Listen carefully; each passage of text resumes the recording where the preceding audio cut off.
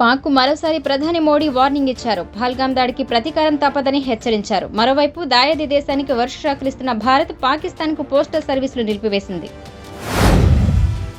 ప్రధాని మోడీ సీఎం చంద్రబాబుకు CPI senior నేత నారాయణ కౌంటర్ ఇచ్చారు. 10 ఏళ్ల క్రితం పునాది వేసిన రాజధాని పనులు ఆగిపోవడానికి కేంద్రం బాధ్యత వహించాలని అన్నారు.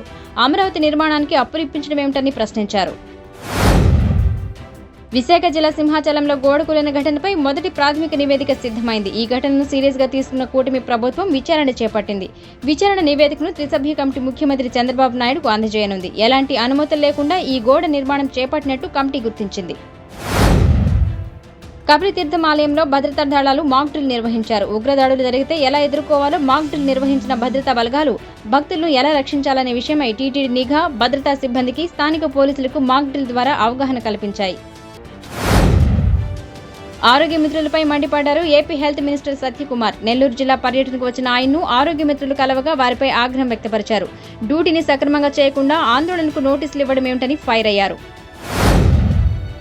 మైనింగ్ అక్రమాలపై ప్రశ్నించారు వెంకటగిరి నియోజకవర్గం వైసీపీ ఇన్ఛార్జ్ నేదురుమల్లి రామ్కుమార్ రెడ్డి. కూటమి పాలనలో స్కాములు తప్ప స్కీములు లేవని అన్నారు. త్వరలోనే మైన్స్ ని విజిట్ చేసి అక్రమార్కులు పనిపడతామని స్పష్టం చేశారు.